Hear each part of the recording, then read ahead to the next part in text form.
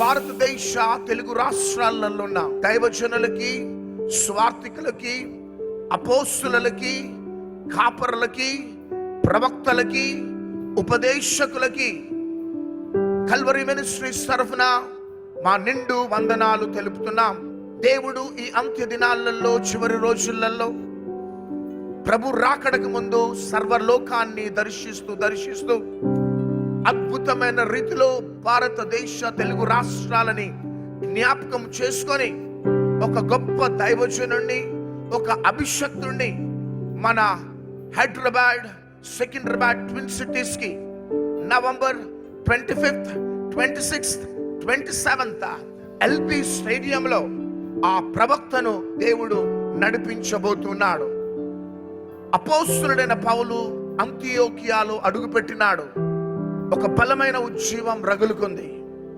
ఏలియా సారెప్రాతు ప్రాంతంలో అడుగుపెట్టినాడు. శాపము ఆశీర్వాదకరంగా మార్చబడ్డది. ఎలీషా ఒక్క వాక్కును ప్రకటించినాడు. దేవుడు ఒక బలమైన మహిమ కలిగిన కార్యాలను ఆ దేశ పట్టణాలలో జరిగించినాడు. ఈ అంత్య దినాలలో, చివరి రోజులలో ప్రపంచ దేశాలకి ఆశీర్వాదకరంగా, మాదిరికరంగా, దీవెనకరంగా ఒక ఆత్మీయ తండ్రిగా ముందుకు సాగిపోతున్నాం. రెవరెండ్ పాస్టర్ క్రిస్ గారిని దేవుడు మన దేశానికి, మన రాష్ట్రాలకి, మరి ముఖ్యంగా హైదరాబాద్ ఎల్బీ స్టేడియంలో 25th, 26th, 27th దేవుడు నడిపించబోతున్నాడు. ఇది దైవజనులారా మనందరికీ కూడా గొప్ప అవకాశం.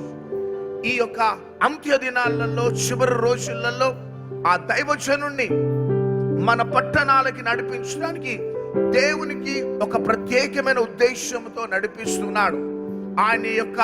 ఆయన యొక్క వర్తమానాల ద్వారా, దేవుడు ఆయనకిచ్చిన అనుభవాల ద్వారా ఇంకా బలమైన మహిమ కలిగిన పరిచర్య మనము చేయగలుగుతాం. కాబట్టి ఇది అద్భుతమైన అవకాశం. దేవుడు నిన్ను, నీ కుటుంబాన్ని, నీకు ఇచ్చిన సంఘాన్ని దేవుడు ఈ 3 దినాలు నడిపించునుగాక. మన మనోనేత్రములు తెరవబడబోతున్నాయి. మన పరిచర్యలు మహిమలో నుంచి మహిమలోనికి వెళ్ళబోతున్నాయి. కృప నుంచి అధిక కృపలోనికి వెళ్ళబోతున్నాయి. పరిశుద్ధత నుంచి అధిక పరిశుద్ధతలోనికి వెళ్తూ మనం మంటుతూ అనేకులను మండించబోతున్నాం. మనం వెలుగుతూ అనేకులను వెలిగించబోతున్నాం. అంతేకాక లక్షలాది ప్రజలని ప్రభు రాకడ కోసం సిద్ధపరిచే పాత్రలుగా దేవుడు మనల్ని నడిపించబోతున్నాడు. కాబట్టి November 25, 26, 27th LB stadium Hyderabad లో మనమందరం కూడా కలుసుకుందాం. దేవుడు మిమ్మల్ని ఆశీర్వదించి, దీవించి నడిపించునుగాక.